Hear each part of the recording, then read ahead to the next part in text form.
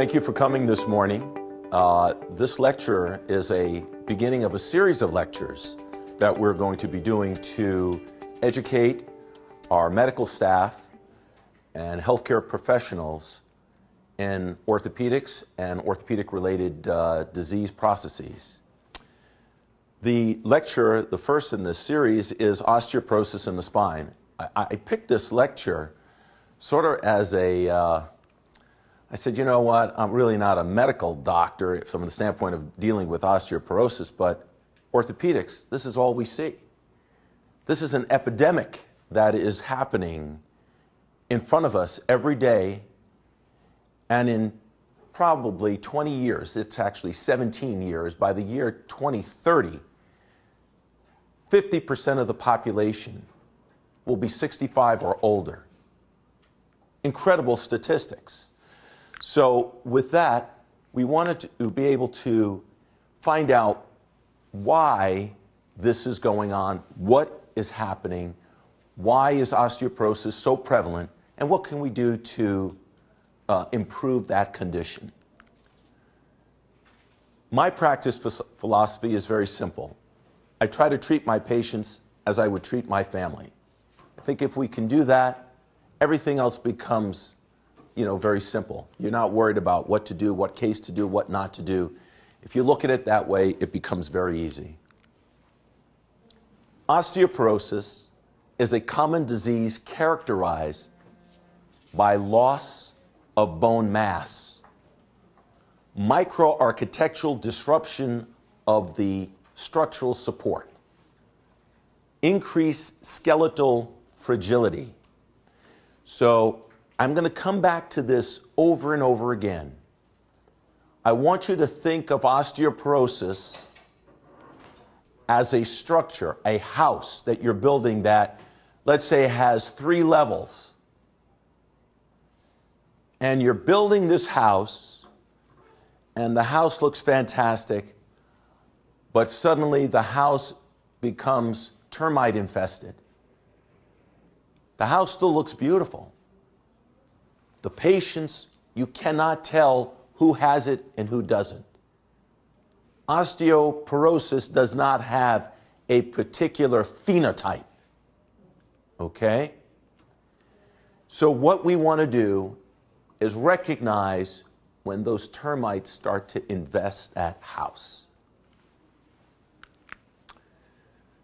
This is projected growth in the United States of osteoporosis and lower bone mass. So you can see from 2002 to 2020 what those numbers are. Rate of 60 years or older in the general population, this is what is happening. This is an epidemic.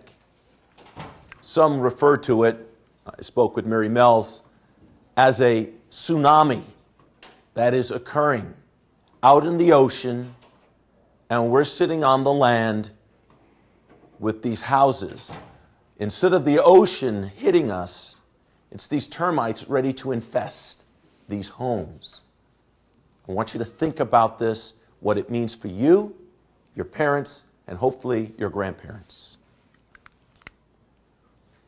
Osteoporosis, silent epidemic. Progressive osteoporosis or porosity to the bone. These bones become fragile.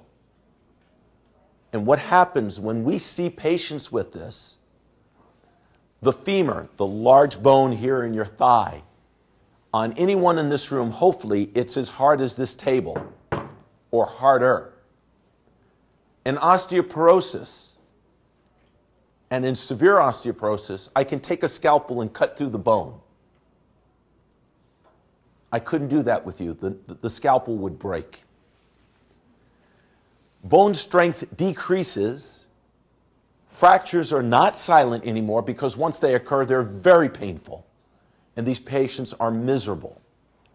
Major causes of suffering and disability and premature death. Hip fractures. Hip fractures, you see it all the time. Those patients fall down. They've been lying on the floor for a day before someone can get to them. They come to our hospital, we pin them, and we feel most of those patients will do well. Now they're pinned, they're up and trying to walk. they go to a skilled facility. What you need to know, 20% of those patients, 20% are dead within a year. Fascinating statistic. Fragility. Fractures that occur after a fall from standing height or less with no trauma. We've had patients with severe osteoporosis where the sheets were tucked in the bed and they turned. Because the sheets were so tight, they snapped their femur. That's what we're talking about. This is an epidemic. This is something we need to be on the forefront of, and you are part of that forefront. Most risk individuals with osteoporosis, once they have that fracture, there's a propensity for more fractures. So how do we intervene? The most common areas are in the spine, wrist, hip, pelvis, and upper arm. The spine, not just because I'm a spine surgeon, but that's one of the most important, it becomes very painful. And one compression fracture can cause a change in their posture, which is not reversible sometimes. And we get these patients that come in at age 60 and they get a compression fracture at T12, and our physical therapists see them and they're walking around bent over in tremendous amount of pain. The propensity for them to have a second or third fracture is extremely high. Knowing what we know about the wrist, we can sometimes put them in splints, operate, but the bone quality that we're dealing with is bad. It is moth-eaten. It is infested with termites, so the bone is not good, and what would normally set in one of you doesn't really set in them, or if it does, it takes a long time, and sometimes it doesn't set the way we would like it to set. Women greater than 45 account for more hospital days than diabetes. MI, breast cancer. Estimated that only 1 out of 3 vertebral fractures are diagnosed. You see these older women, I'm having pain. Many times their medical doctors or their treating physicians will say, not to worry, it's arthritis, it's arthritis. You must make the diagnosis of osteoporosis early. The earlier we make it, the less likely for subsequent fractures. The Dexa-Scan is the gold standard. We've always tried to rate people with osteoporosis. A very interesting statistic. When I was doing general orthopedics at Tri-City Medical Center, routinely when we took call, we would have hip fractures come in, and everyone on the ortho and rehab services here, physical therapy and skilled facilities know that those patients come here and you guys do a great job in taking care of them. But epidemiologically, in 23 years, the number of black people that I've treated for a osteoporotic hip fracture is 2. So epidemiologically, black people have greater bone density. So who are the people at the highest risk? People with red hair, freckles, women who are older. Interesting. So if you live in Minnesota and you have red hair and you're not getting enough sunlight, you're at highest risk for an osteoporotic compression fracture, no matter whether you're eating well or not. That's just the epidemiological statistics. So DEXA scans are still considered our gold standard, and we look and try to measure what the bone density is. Is it -1? Is it +1? Is it -2.5? Is it -4? -4, severe osteoporosis. -2.5 and less, osteopenia, 1 normal bone density. So what we're looking at is the density of the bone. So when we take a regular x-ray, can we tell whether a person has osteoporosis? Not really. We can get a hint. We get a gestalt of what the bone density looks like. If I'm looking at a cross-table lateral of the spine and I don't really see the internal architecture of that vertebral body, I'm a little bit worried that that patient may have osteoporosis. But if I'm looking at that vertebral body and it looks dense and it looks like it's white on the inner, then I'm going to say, I'm not going to be too worried. But am I going to know with certainty if that person has osteoporosis? No, absolutely not. And the reason being, the true test is a Dexa-Scan. We talk about the FRAC score, the fracture risk assessment. What are we looking at? We're looking at these patients that are postmenopausal, patients that may be taking prednisone or other things that may inhibit the bone formation. Some people can't absorb their calcium. They have irritable bowel. So dietary things also are important. Women that are greater than 65 who are what we call postmenopausal are at high risk. Men, not routinely. Not routinely. So when we look at this, our x-rays usually show the density here like this in a cross section of a vertebral body. This is what mild osteoporosis looks like. Severe osteoporosis is even worse than this. People cough. This is why our elderly population, when they have the flu and they're coughing, they can get multiple compression fractures from just the violent coughing. That's how fragile the bone is. And if they have pain, what happens? They don't want to breathe hard. Oh, it hurts. So what happens? You know, atelectasis. What does atelectasis lead to? Pneumonia. Where those people end up? In the hospital, in the ICU, on a ventilator. Okay? You know how bad it is when you guys get the flu and you're healthy. Imagine what happens to a person at 75 with COPD, hypertension, and mild heart disease. And let me tell you, that's not an uncommon scenario at this hospital. So the medical or comorbidities that can exist are things such as primary hyperparathyroidism, intestinal disorders. All these things contribute to loss in bone density. So normal bone, minus, this is again on the Dexa-Scan, -1 and above, you don't really need to worry.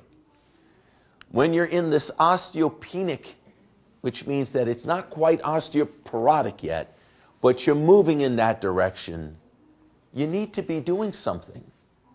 Because you don't feel different because you have osteopenia. You don't feel different if you have osteoporosis. You feel like you do every single day, but you haven't. It's like hypertension. Until you measure it, you don't know. And that's what you need to know. What are the risk factors that I should be looking at or telling my primary care physician about, or my elderly mom or grandparent about, to prevent that? The T-score is something we measure on the Dexa-Scan. And you'll hear people say, my T-score is -2.5. You know, they're saying I'm osteopenic, osteoporotic. I'm not sure what I should be doing. I'm going to tell you, my philosophy is every woman at age 35 should be taking calcium and vitamin D and getting 20 minutes of sunshine every day. If you don't get the sunshine, you can take all the calcium and vitamin D and it's not going to help. Why? We need the sunlight, the UV light, to stimulate the cholecalciferol, okay, into its active form. That's what happens. You can have all this stuff sitting in your system, but how do you get the active form of vitamin D? It's with UV light. So the question is, how much UV light? Because I don't want to get skin cancer, and I don't want to get melanoma. What's the safe amount and how much exposure? Those are questions that are still being discussed today. But my answer is 20 minutes of sun, okay? So if you live in Minnesota and you're red hair, fair skin, freckled, high risk, and you're staying indoors and you're saying, well, it's miserable out for the next 4 months because we're going to have snow, I'm going to stay in, and that happens for 15 years, what do you think your bone density is going to be? Because you're not going to know it. There's no pain associated until you fracture, and then it's too late.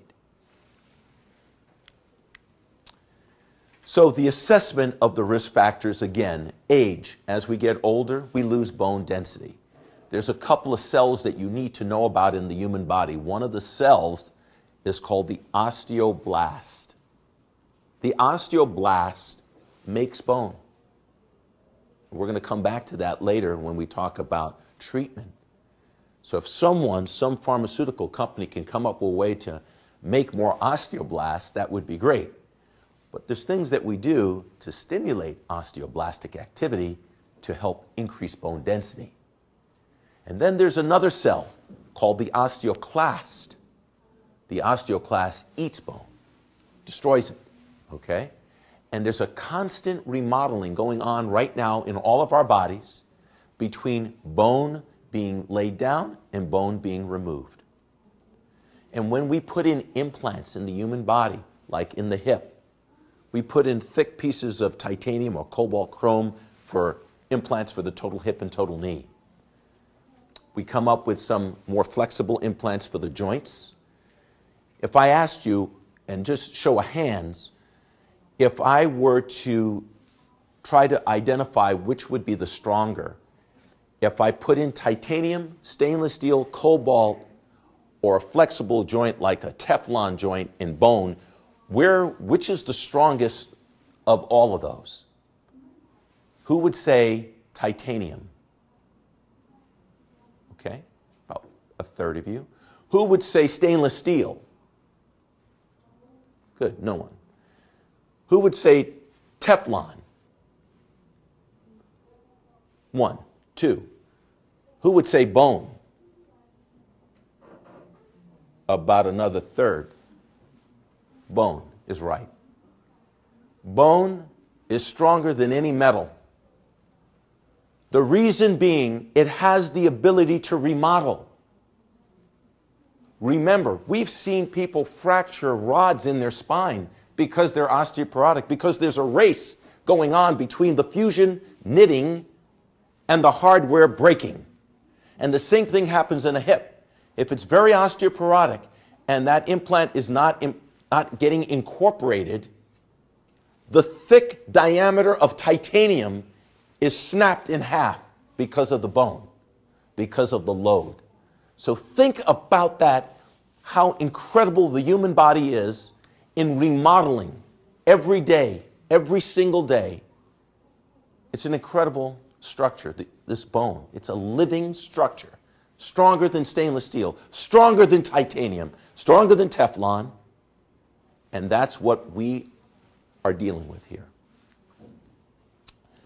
Things such as glucocorticoids. We have a lot of patients that need to take prednisone. They have rheumatoid arthritis, they have polymyalgia rheumatica, they have a variety of other medical conditions that require them, Addison's disease, that they have to be on it or they die. Well, long-term use of these glucocorticosteroids will inhibit this bone formation and lead to osteoporosis. So if you know that somebody is a COPDer, if you know somebody has Addison's disease, or if they've been on chronic use of steroids, you need to let them know. Have you had a Dexa-Scan recently? And if you have, what is your bone density? What's your T-score? Where are you in this whole range, okay? We as medical professionals need to be doing that, not waiting to 70. You say to your patients at 65, are you taking calcium and vitamin D? They go, I'm healthy. Well, you know, your red hair, your fair skin, you have freckles, you're at the highest risk factor. You should be thinking about that and maybe get a baseline Dexa-Scan. Things to be thinking about. Cigarette smoking. You know, cigarette smoking has been bad from everything, but it's also bad for the bone. And it inhibits fusions. That's why when we operate in the spine, now insurance companies are asking us Find out if your patient smokes. If they're smoking, we're not going to accept them for a fusion. Horrible, but that's where it's going. Because the risk for the fusion not incorporating in the lumbar spine is almost 47%. Not 4, not 7, 47% that it may not take in an active smoker. Stopping smoking 3 weeks before decreases pulmonary complications in half. Incredible. Excessive alcohol ingestion. We have a lot of patients that come in and tell us, you know, when we take the history, how much do you drink? 1 to 2 drinks a day. Okay, no problem. The spouse is in there, they're putting their heads down like this. And I said, are you sure it's 1 to 2? Yeah, 1 or 2. And we operate on these patients, and they go into the DTs. You've all seen it. And then we talked to the spouse afterwards and said, well, you know, it's more like 6 to 8 drinks a day. He's been doing that for 30 years. Why would you not tell your surgeon, your healthcare professional, the truth?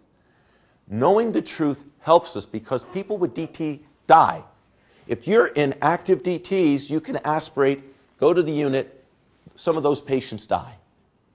And you know that, you see it. So what can we be doing to help? That's what we're doing. We're taking the information and basically disseminating it. That's what these lectures are about. The family history, weight, body weight index, all these things are important, okay, when we look at people with osteoporosis, okay? Again, the termites are invading and they're eating the bone. The structure that we had, that 3-story structure, now you're walking on that 3rd floor and suddenly you fall through to the basement because the floor is not sound. That's what's happening on a very slow process, but some people it's actually quite rapid. This is the fracture risk assessment, FRAX as they call it, and they're looking for trying to identify people that have that. It's in your handout.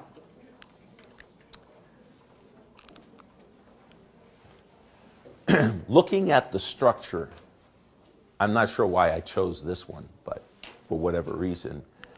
This is the vertebra of a spine, this is the disc, and here's the bone. When you look at this in cross-section, you understand this structure is very sound. It's like having steel girders in your home or incredible, basically, pilasters in your home. The home is not going to fall down. It's impervious to any type of structure falling on it or trying to crush it. That's what the density is to that bone, like this table. What happens when the bone becomes osteoporotic or if the load is excessive, that vertebra cracks, and you can see the crack here, and it's propagated right through here.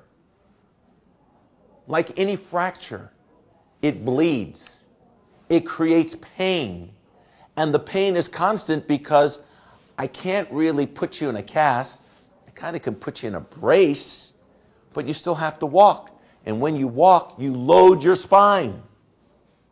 When you're loading your spine and you cough, can you imagine what's happening to that fracture? If we were to put a video camera in there and watch what's happening when a person is coughing because they're a chronic smoker, or that they have a compression fracture now and they've got a bronchitis, not even a pneumonia, bronchitis, and they're coughing, that fracture is wanting to propagate.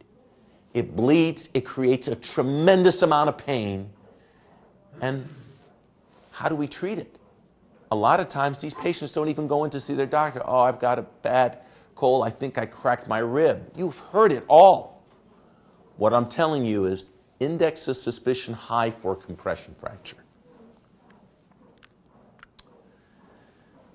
Objective of treatment. So when these fractures occur and the vertebra collapses, we have incredible amount of pain.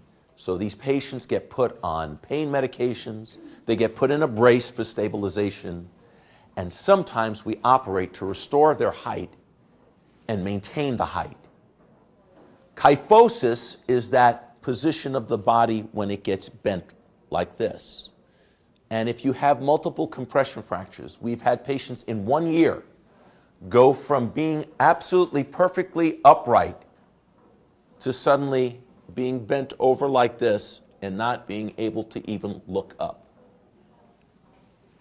At 60, age 60, that's unacceptable, unacceptable. So we want to prevent additional fractures from occurring. So if you have this house that's termite infested and someone fell from the 3rd floor down into the basement, would you open the doors and say, this is an open house, guys, come on in? Of course not. You would say, let me tape this thing off. Let me tent this. The tenting is what we are going to be doing. The taping off is making everyone aware of what's happening with this epidemic, this tsunami that is coming in the next 15 to 20 years. And we want to get these people up and mobilize them, because if we don't, that's when the DVTs occur, the atelectasis, the pneumonia, the ICU admissions go up. What's going on when we try to do a procedure called a vertebroplasty? So we have this fracture now that's occurred in this critical vertebra. These fractures usually occur in the thoracolumbar junction. Why? It is a transition zone. So the ribs stop at T12, as you know, and the lumbar spine begins at L1. Most of these fractures occur at T12 and L1, transition zone. Oh, that's where they fracture, right at that spot. That's the weakest spot. High load right through there. So here is a T12 fracture. This is the blood, and this is what is happening to the height, the loss in height. Normal height from here to here, loss in height, okay? So now they're having pain, and we decide, or someone decides to get an x-ray. Aha, it looks like you have an osteoporotic compression fracture. Let's get you in to see someone.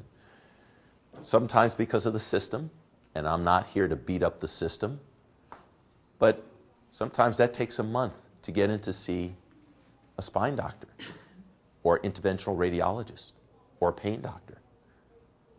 That's a month of horrible pain, a month where an adjacent segment can fracture. So we want to get these people in right away. Here's the interesting thing. We come in with a tube, a cannula, that goes right into that vertebral body. And we inject cement right into that fracture. Those people leave the hospital an hour later pain-free. Pain-free. Incredible, incredible what we can do. But we got to know about it. Now, if you don't tell the person they have osteoporosis or you have an osteoporotic compression fracture and there's this risk for you having more or injuring your hip, breaking your hip, and fracturing your wrists, I don't think we've done anything. We've been bad providers of health care. And that's where you guys come in. It's very important to disseminate the knowledge. Keeping the knowledge within a few people and keeping it with this intelligentsia doesn't help, okay? This is an epidemic, a tsunami that is coming, and we need to let people know. When you see the waters retracting, don't sit there and walk out and say, I wonder what's happening out there. We saw that happen in 2004. And we saw that happen, and that tsunami devastated thousands of lives. That tsunami was so powerful, it moved the island a few feet. So what I'm saying to you right now, what happened in Phuket, Thailand, is a metaphor for what is happening in our society with osteoporosis. It is imperative as us, as healthcare professionals, to make people aware of that. So that's one technique that we can do that will eliminate their pain. The compression fracture treatment, this is the initial fracture. If left untreated and they continue to walk around and are hurting and hurting and hurting, do you think the fracture stays the same or does it get worse? Absolutely. I'm hearing the whispering. It does get worse. And the potential for it to become more unstable is higher. This is the procedure itself. Fractures occurred. This is what we do under fluoroscopic imaging. We place the cannula, the cement comes out, and we fill that area where the fracture is, and these patients are pain-free. There's a second procedure called Kyphoplasty. If we catch the fracture early enough, believe it or not, we can reconstitute the height. Why is that important? If you've gotten a compression fracture and you're suddenly kyphotic, okay, and you bend over like that, that's kyphosis. And I reconstitute your height and I can readjust the height of that vertebra, that's huge. So what is happening, we get a compression fracture, we insert the same type of a cannula, but then we inflate a balloon. The balloon literally pushes the floor back up to being level. It's like putting in a beam and jacking it up with a jack and bringing the ceiling and the floor back to its reconstituted height. Once that occurs, we then fill it with cement and it maintains the height. But it needs to be done within about 3 to 4 weeks. We can't do it at a month. We can't do it at 6 weeks or 6 months later because the vertebra won't respond to that reconstitution in its height. And this is what it looks like under a close-up. There's the balloon getting inflated, cement goes in. Osteoporosis and spinal stenosis, they sometimes go hand in hand. We just said postmenopausal, 65 and older, tend to have this osteoporosis. That's the same population that gets spinal stenosis, a narrowing in of the spinal canal. When that occurs, the nerves that are normally in the canal and have room now are getting crushed by bone and ligament and some of these vertebrae that have collapsed. It's occupying space. The ceiling and the floor are getting closer together and it's starting to crush my head. In a normal environment like this, it's a room like this where I can walk around. In a stenotic area, the ceiling is so low to the floor, we're crouched like this because it's hitting our head and it's creating pain. That's stenosis, the crowding of that spinal canal. So they go hand in hand.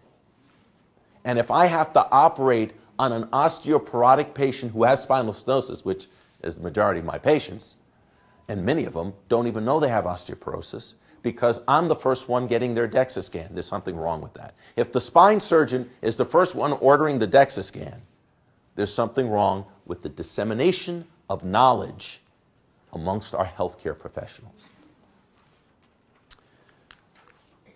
So we do a fusion, rods, screws, and bone.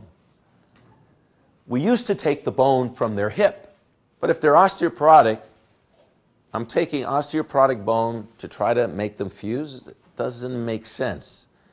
So a few companies have come up with other methods for supplementing the fusion with other bone supplements, and they do work. And so what we look at is the bone graft that's laid around here. Now, if it does not incorporate, even though these are titanium rods and screws, they will break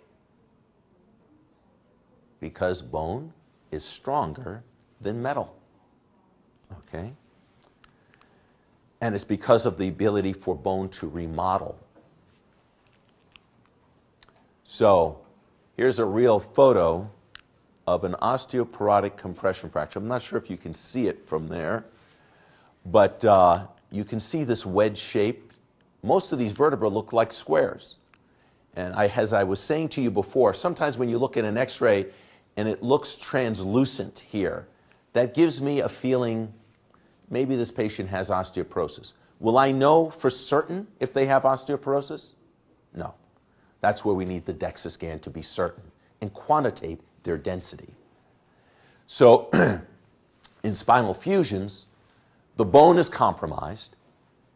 Revision cases become even a nightmare because now they've been operated on multiple times. They don't have the normal blood supply to the tissues. And again, you need blood to help the tissue heal.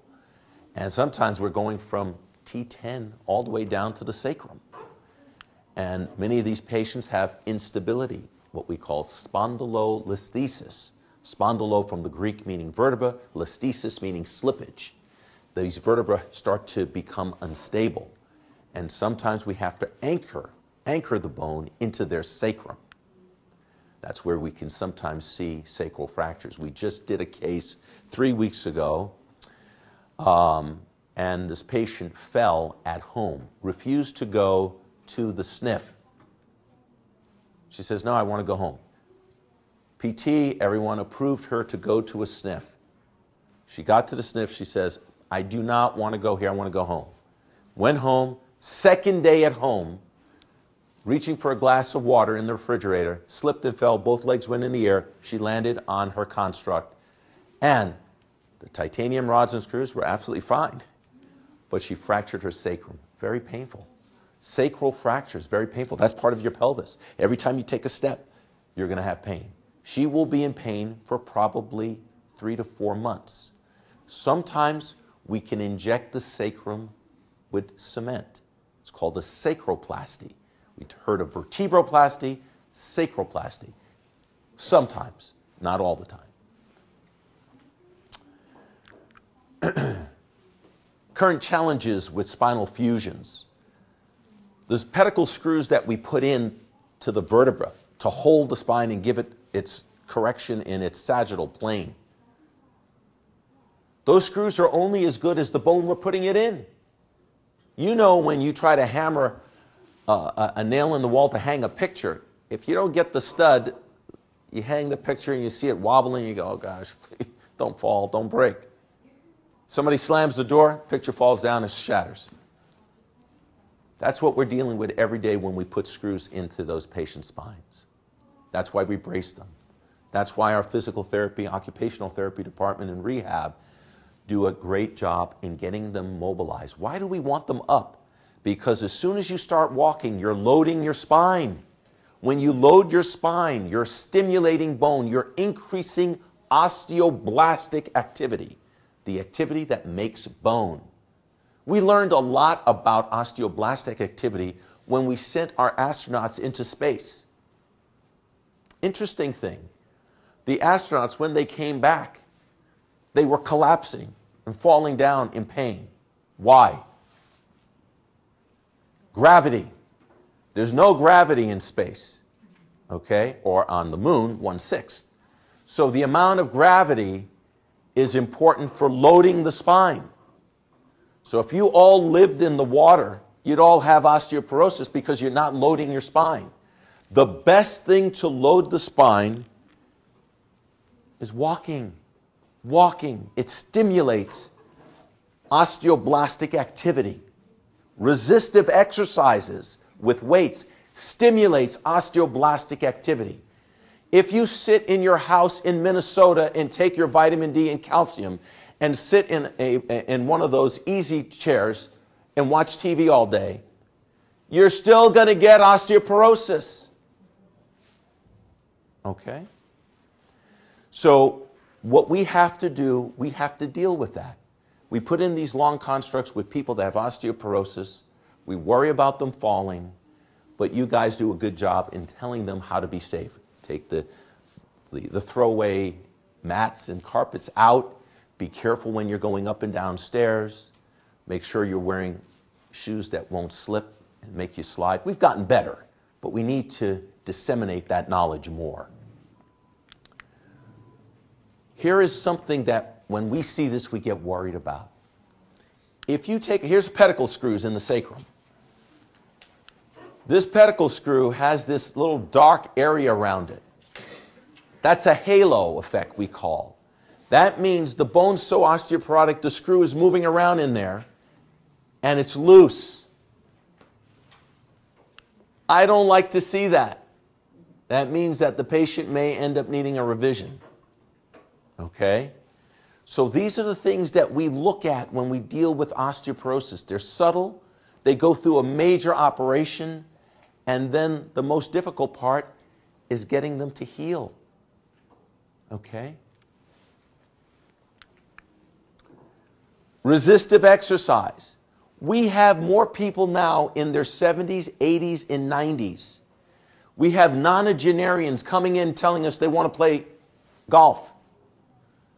My hip hurts, my back hurts. They tell me I have osteopenia or osteoporosis. I'm not sure what it is, but I just want to play golf.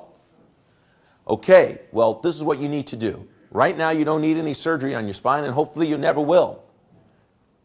But you need to start getting your bone density stronger. You need to start exercising.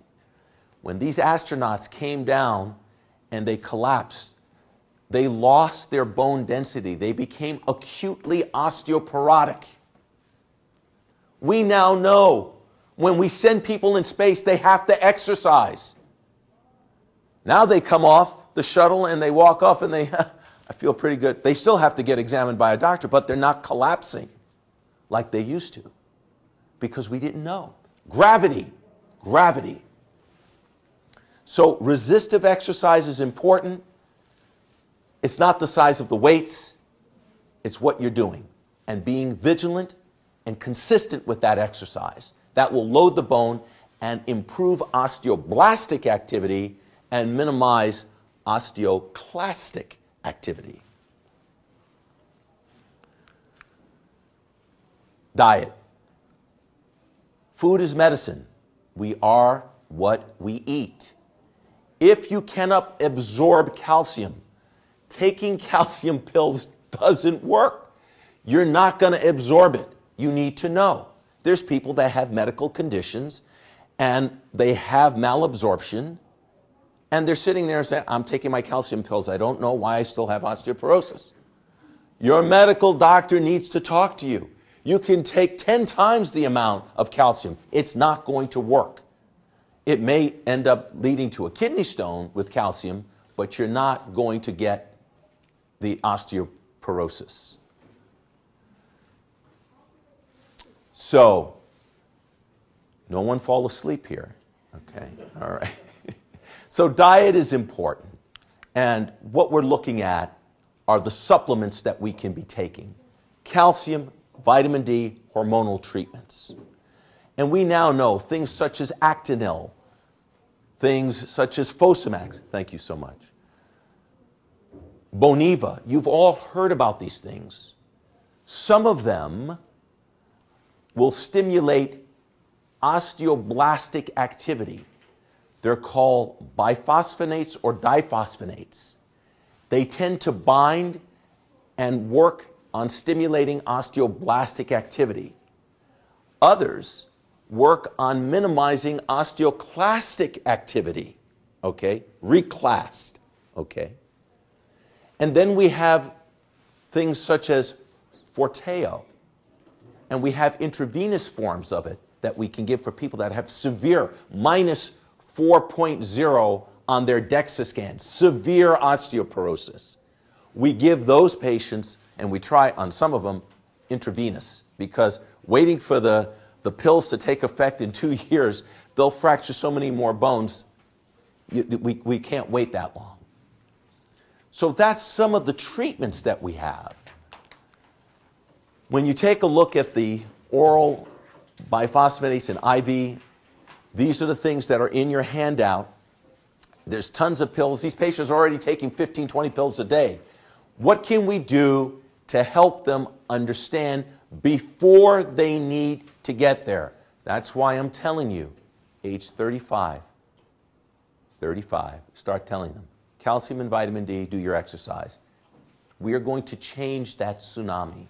We're going to be the warning signs. We're going to be the buoys out in the ocean when we see the fluctuation in height of that tide. That's what we need to be, okay? Osteoporosis is responsible for 2 million fractures annually. Related fractures lead to diminished quality of life, as we talked about, and by 2025, 25.3 billion, and I know that number is actually an underestimate. It's probably more like $40 billion. So we need to do the screening. We need to look at this. We need to educate people. That's what these talks are about. I'd be glad to take any questions at this point. Hopefully, you've got a better understanding of what we're trying to deal with. Thank you. Yes? The fosamaps and all those medications in that class, I was told by someone that after a couple of years, they're not as effective. Is that true or not true? I mean, can you just be on them indefinitely and have them work? Excellent question. People that, and studies have been shown, that people that have been on the medications, as you said, the oral,